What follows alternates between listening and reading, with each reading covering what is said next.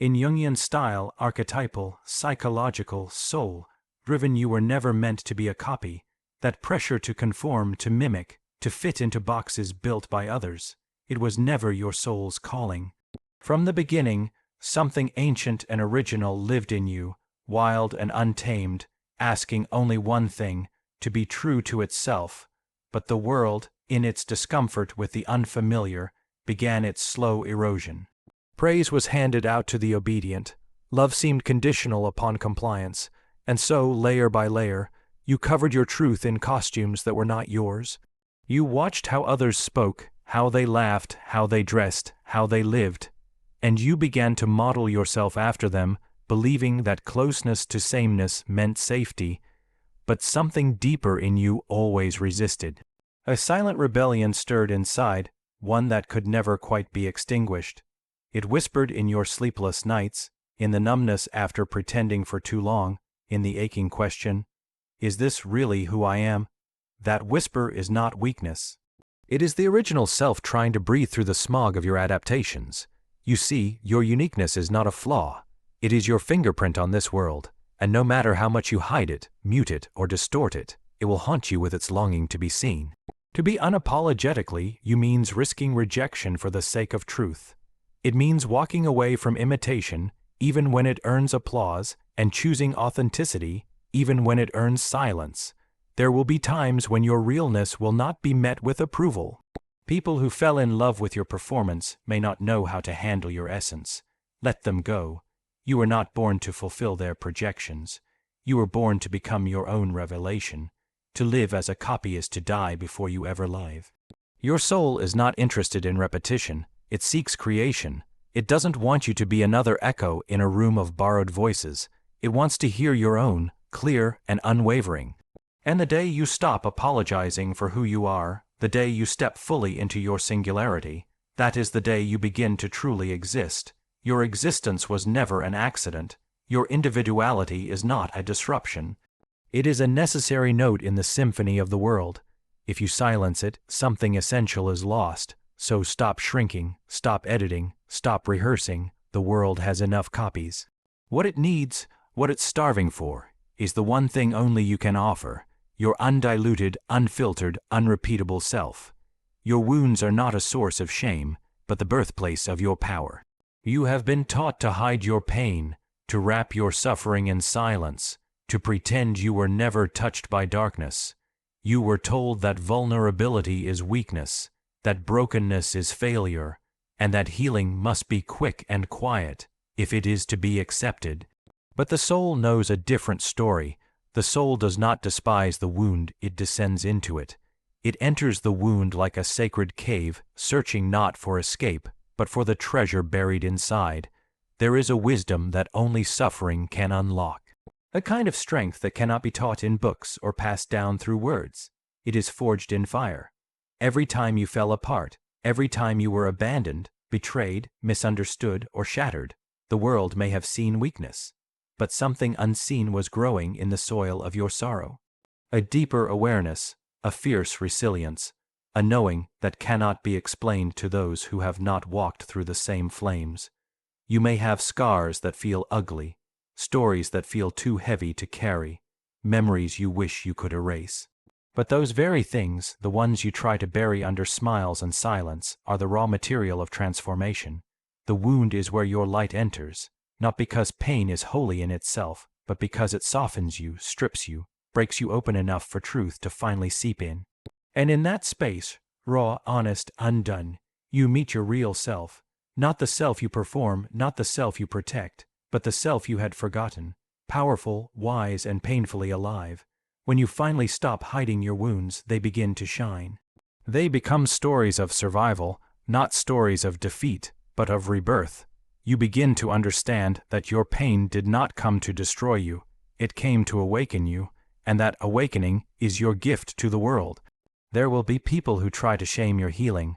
They will want you to smile before you're ready, to forgive before you face the truth, to be quiet when your pain needs to roar. Don't let them rush you.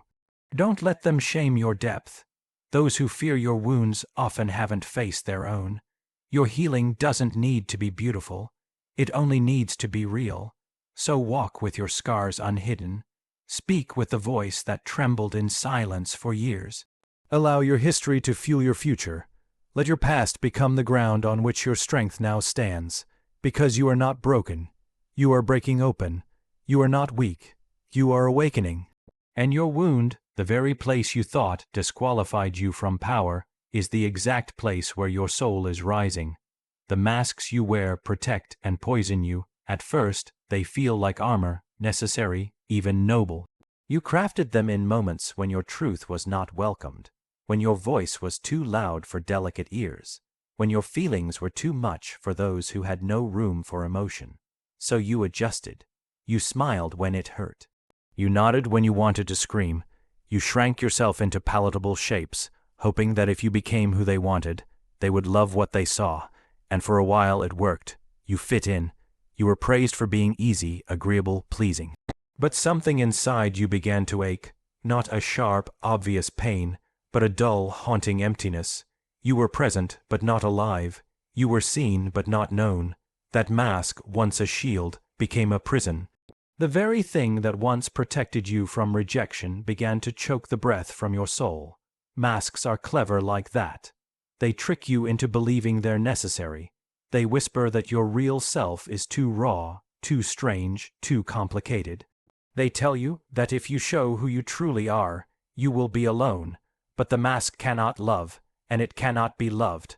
It only invites admiration for the illusion, and the longer you wear it, the more disconnected you become from the one beneath it. You may forget who you are. You may begin to believe you are the performance. But beneath the costume is a self that has been waiting patiently to return. A self that remembers the way your voice used to sound before it was edited, remembers the fire in your eyes before it was dimmed, remembers the wildness of your heart before it was tamed. To remove the mask is terrifying. It feels like exposure, like standing naked in front of a world that might mock what it sees. But the risk of being seen is less dangerous than the cost of staying hidden, because no matter how convincing your mask is, it can never carry your soul. It can never create real intimacy, real freedom, or real peace.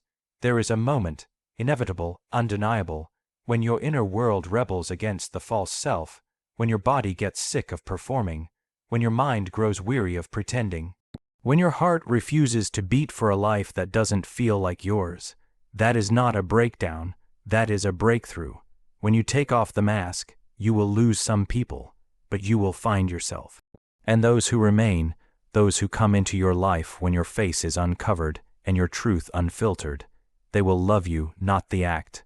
They will see you, and you will feel, maybe for the first time, what it's like to be held without conditions.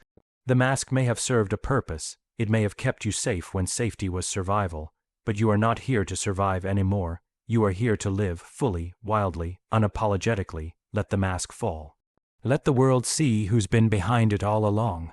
Wholeness requires embracing what you've rejected.